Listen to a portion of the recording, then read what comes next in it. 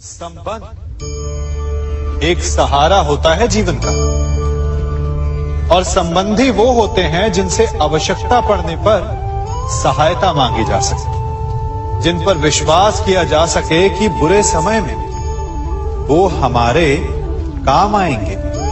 कभी ऐसा भी हुआ होगा कि आपके पास कोई सहायता मांगने आया, या ऐसा भी हो सकता है कि आप किसी के पास सहायता मांगने गए हैं।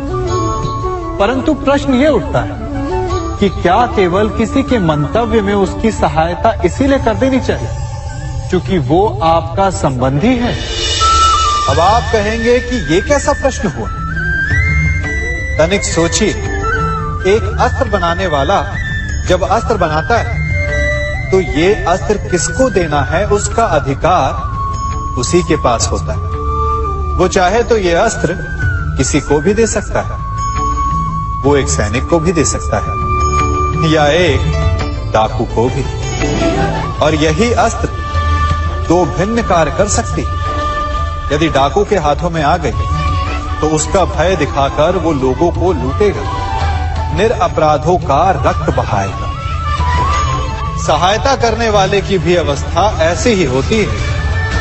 इसलिए किसी की सहायता करने से पूर्व ये विचार कर लेना आवश्यक है कि किसे क्या, कब और कितनी सहायता देनी चाहिए कि उसका दुरुपयोग ना हो। यदि आपकी सहायता से कोई अधर्म हुआ तो उसके उत्तरदायी आप भी होंगे। जीवन में कई बार ऐसे अवसर आते हैं कि आप लोगों से मिलने जाते हैं और उनसे कुछ आकांक्षाएं भी रखते हैं, और कई बार जीवन में ऐसे अवसर भी आते हैं कि लोग आपसे मिलने आते हैं। इसलिए अतिथियों का सम्मान करने से पूर्व सदा कुछ बातों को स्मरण रखना आवश्यक होता है। यदि कोई आपके पास मिलने आता है तो उसके 3 कारण हो सकते हैं। पहला कारण होता है भाव, दूसरा अभाव और तीसरा प्रभाव। तो जैसा अतिथि उसको वैसा ही सम्मान दे। यदि आपके पास कोई भाव से आए तो उसे केवल आपका प्रेम चाहिए, आपका सानिध्य चाहिए, और यदि कोई अभाव में आया तो उसकी उतनी सहायता अवश्य करें जितना आप करने में सक्षम हो, परंतु इतनी अधिक भी ना करें कि वो उस सहायता का दुरुपयोग कर बैठे। और यदि कोई प्रभाव में आया तो स्वयं पर अभिमान ना करें, क्योंकि कभी ना कभी जीवन में आप भी भाव, अभाव और प्रभाव के चक्रव्यूह में फंस सकते हैं।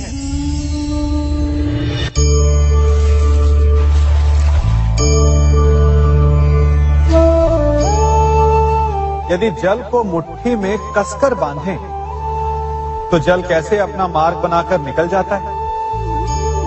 इसी धारा की भांति यही अवस्था हमारे अपनों के साथ भी होती है। अधिकतर हम जिनसे प्रेम करते हैं हम सदा उन्हें अपने समीप रखना चाहते हैं, स्वयं से दूर नहीं होने देना चाहते।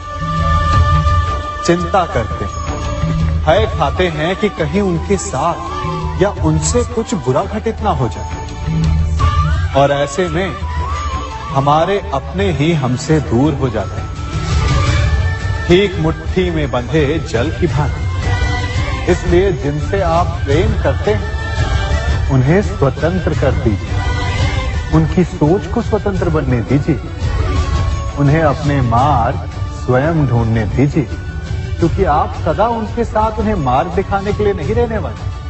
इसलिए अपनों के साथ अवश्य रहें, परंतु उन्हें बांधे नहीं।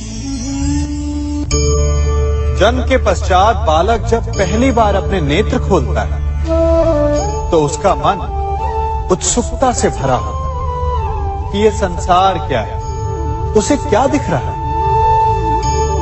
ये उसके जीवन का नया आरंभ होता है। परंतु जैसे हम धीरे धीरे बड़े होने लगते, अनुभव अर्जित करते हैं, हमारे मन की उत्सुकता, हमारे जीवन का चाव होने लगता है।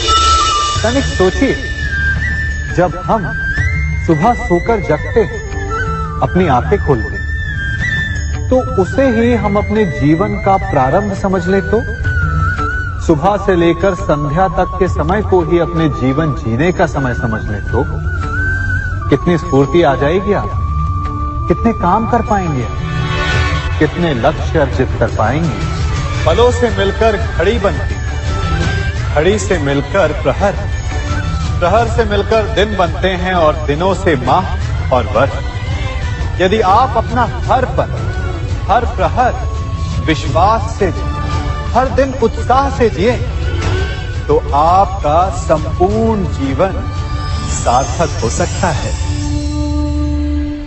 मनुष्य अपना जीवन विश्वास पर जीता है, परंतु विश्वास किसका? तनिक सोचिए, किस पर विश्वास है आपको?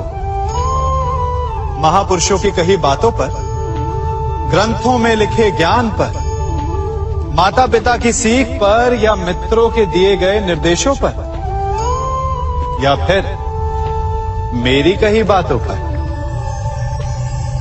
ये सब विश्वास अपूर्ण है जब तक आपको स्वयं पर विश्वास ना हो। यदि विश्वास करना है तो पहले अविश्वास करने के विज्ञान को भी सीखना चाहिए। आप किसी की बातों पर विश्वास न करें, आप अपने मन से पूछें, अपनी अंतर आत्मा से प्रश्न करें, और जो उत्तर मिलेगा वही सबसे उचित होगा। जब आप अपने मन, अपनी अंतरात्मा पर विश्वास करना सीख जाएंगे तो नीति, ज्ञान सब आपके भीतर से स्वतः उमड़ेगा। और यदि आप स्वयं पर ही विश्वास ना कर पाए तो धर्म ग्रंथों में लिखे श्लोक, महापुरुषों की वाणी, माता पिता की सीख या मित्रों का निर्देश कोई भी लाभ नहीं दे पाएगा। एक पिता होने के नाते आप अपनी संतान के लिए क्या करते हैं? उसके लिए बहुत सारी सुविधाएं जुटाते, बहुत सारा धन कमाते हैं ना? और क्या आपको ऐसा लगता है कि यही उचित है आपकी संतान के लिए? इस पंछी को देख रहे हैं, यह भी संतान को जन्म देता है, उन्हें पालता है, पोसता है, उड़ना सिखाता है और भोजन का प्रबंध भी करना सिखाता है। परंतु उनके बड़े हो जाने के बाद उनके लिए अलग से घोंसला नहीं बनाता। क्यों? क्योंकि यदि इसने संतान को सब कुछ करके दे दिया तो संतान क्या करेगी? वो अपनी संतान को तब तक भोजन कराता है जब तक उसकी संतान स्वयं भोजन का प्रबंध करने में सक्षम नहीं हो जाती। और उसका लाभ ये मिलता है कि उसी की भांति उसकी संतान आत्मनिर्भर बनती है। इसलिए अपनी संतान को उतनी ही सुविधाएं दें जितनी आवश्यक है। मोह को त्यागें।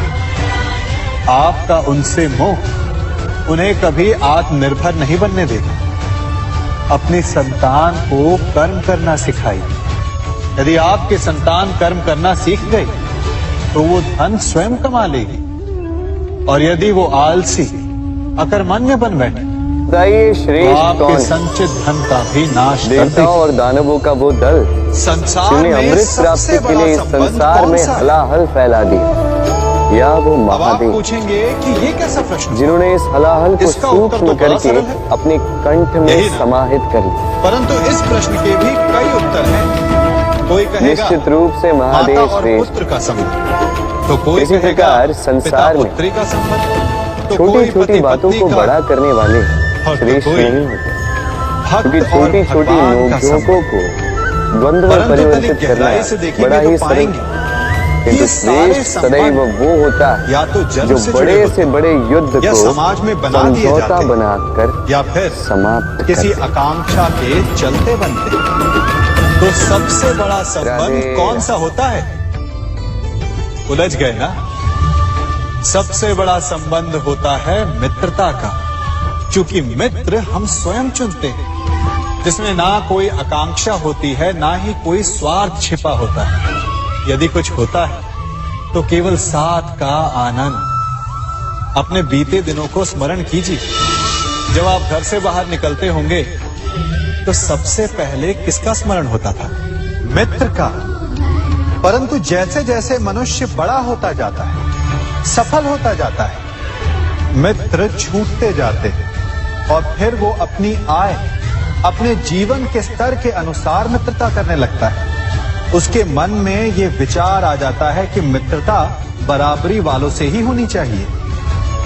यही सोच अनुचित है, क्योंकि मित्रता बराबर वालों से नहीं होती, मित्रता हमें बराबर करती है। इसलिए नए मित्र अवश्य बनाइए, परंतु अपने पुराने मित्रों को भूलिएगा मत।